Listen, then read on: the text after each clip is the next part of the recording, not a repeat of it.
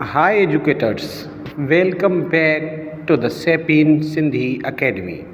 उस्ताद ॿारनि खे सम्झाए थकी पियो, पोइ बि अधु क्लास अञा न सम्झी सघियो।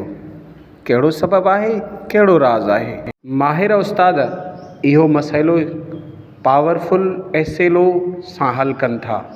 अचो त पढ़ूं इहो एसेलो छा आहे। एसेलो जो फुल फॉर्म आहे स्टूडेंट लर्निंग आउटकम्स या students learning objectives. SLOs expected learning results of students after a lesson.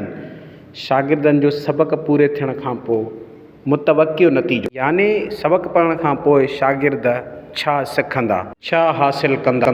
यानी एसेलो हिकिड़ो वाज़े बयानु हूंदो आहे त शागिर्द छा सिखंदा, छा ॼाणींदा ऐं छाजे करण जे क़ाबिल थी वेंदा हिन लेसन जे पिछाड़ीअ में। किताब में सबक़ जे मुंड में लिखियलु हूंदो आहे at the end of the lesson students will be able to identify or to explain. इहे एसेलोज हूंदा आहिनि जेके हर सबक़ जे मुंड में लिखियलु हूंदा आहिनि। मिसाल, students will be able to understand or explain cell and its organelles.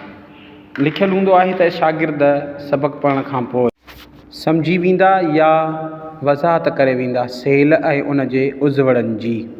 या at the end of the lesson students will be able to identify the parts of the cell. सबक़ जी पिछाड़ीअ में शागिर्द सेल जा हिस्सा सुञाणणु सिखी वेंदा। ही कुझु मिसाल हुआ एसेलोज जा। बहितरीनु एसेलोज जेके हूंदा आहिनि उहे स्मार्ट एसेलोज हूंदा आहिनि। स्मार्ट एसेलोज छा आहिनि, अचो त उन्हनि जे बारे में पढ़ूं। स्मार्ट एस ते स्पेसिफिक, यानी उहे वाज़े हूंदा आहिनि। एम ते मयरेबल, यानी उन्हनि जी माप करे सघिबी आहे, पैमाइश करे सघिबी आहे। ऐं ए ते अचीवेबल, मतिलबु उहे हासिलु करणु मुमकिन हूंदा आहिनि। ऐं आर ते रिलेवेंट हूंदो, मतिलबु सिलेबस ऐं करिकुलम जे मुताबिक़ हूंदा। ऐं टी ते टाइम बाउंड, यानी वक़्त जे मुताबिक़। तंहिं करे स्मार्ट एसेलोज में मयरेबल वर्ब इस्तेमालु थियल हूंदा आहिनि। नो जी जॻह ते एक्सप्लेन, अंडरस्टैंड जी जॻह ते डेमोन्स्ट्रेट, अप्रिशिएट जी जॻह ते क्रिएट।